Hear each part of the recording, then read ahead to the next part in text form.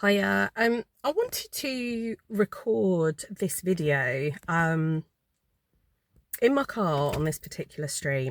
On this particular street, I mean, it's one of the loveliest.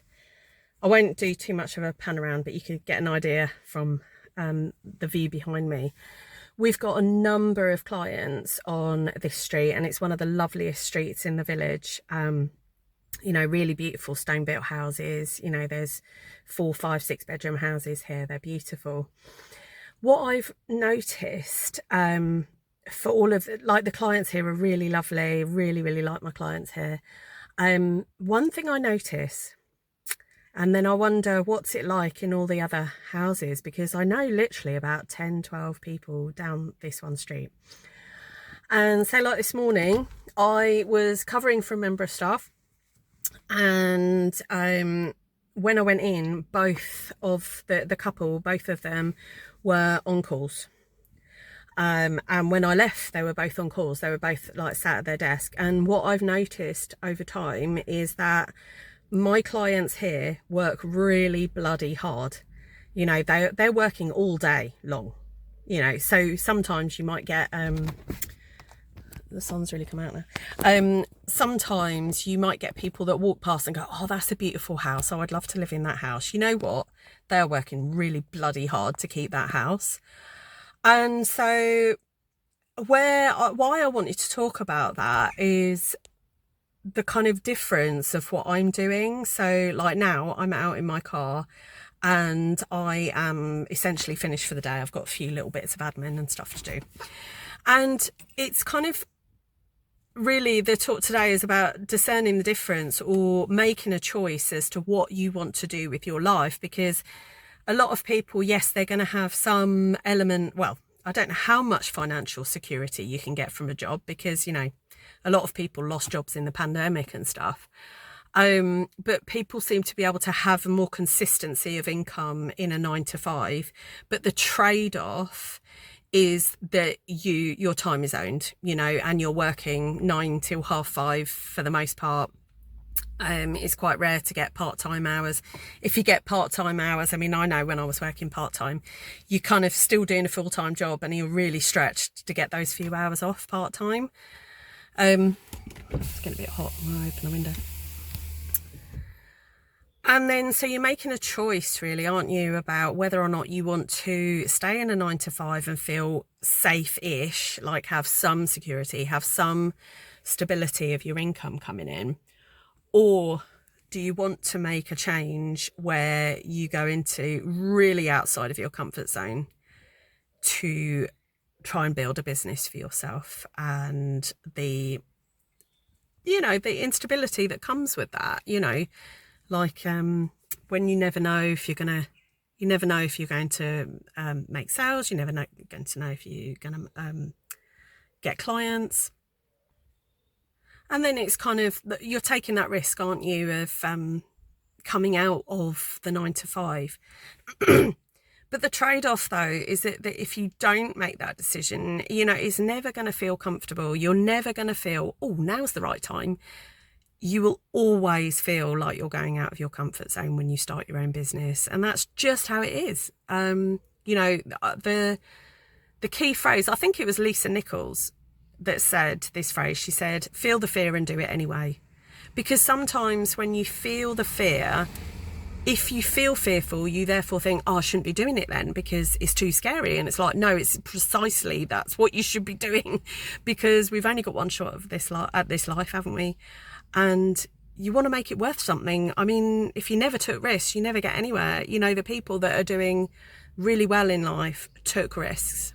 The people that didn't take any risks, like I have some friends that are stuck in jobs that they absolutely hate, where they're really tearful about work. It really grinds them down because they're too fearful to go and even try and get another job somewhere. And it's like, life's too short for that. So I'm sat here, sweaty in my work AirTags, but I'm leaving my work today knowing that I'm building something, and I'm building something for my future and for my family. So I'm not just going to be on a salary. where I know at the end of the year what I'm earning at the beginning of the year and it's just the same. It's like, no, I can actually grow this, and I am growing it, and every month I can grow my revenue, take on new staff, and who knows where it will be in the next 5 to 10 years. You know, I want a legacy for my son. I want something to help my son get a step up in the world, because house prices here in the UK are insane. So like before, a house price, say like 15-20 years ago, house price used to be kind of double or triple what your annual earnings are, and now the average income is about 37.5k, and then so the housing prices are 10 times that. You know, so it's much harder for our young people now. And I know that if I was just in a job, no matter how high I went up in that job, I was never going to bring in enough to give my son a head start. It was only ever going to be enough that we could maybe start chipping away at our mortgage, and that just wasn't good enough for me. So that's why I've gone down the route of business. And the thing is with business as well is that, yes, you take risks, but then you open up the world. Yeah, you've got no boss, and then you open up the world to possibilities of what you can do, and you can grow and grow and grow and grow year on year on year. And to me, that is really exciting. Like when I start a month and I look at my revenue for the last month, I look at what I've already got banked already in work for this month, and I'm like, right, I'm going to add 2, 3, 4, 5, 6k on top of that. I never used to be able to do that in my job ever. And I think salary is where your hopes and dreams go to die. A salary is where you're building someone else's dream and not your own. So I do often think about my clients here and how they're working, and I'm like, are you still going to be doing this when you're 65? Like, what's your plan?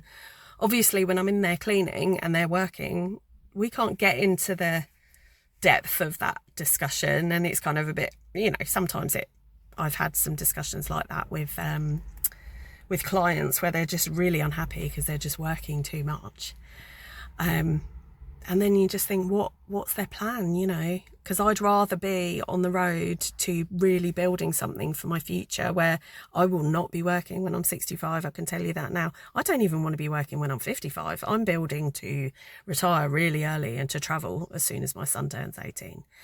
So have a think about where you want to be in 10 years' time, what you want to be doing. And if you want to be stepping away from the 9-to-5 grind, then you need to be doing something about it now. You can't just sit back and wait, because honestly, that time flies, and before you know it, another decade will be gone. You're like, oh no, I haven't started my thing. It's like, there's no better time than literally yesterday to start what it was you wanted to do. I have absolutely no regrets.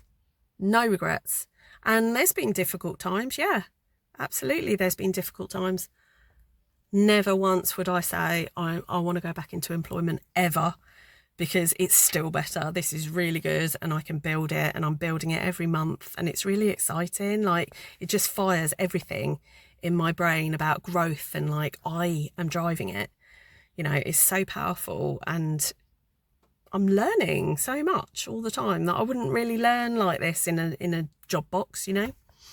So they're my thoughts for today. I'm going to go home, and while everyone else is working, I think I'm going to ask Dave to go out for lunch. So have a good one. Speak to you soon. Bye.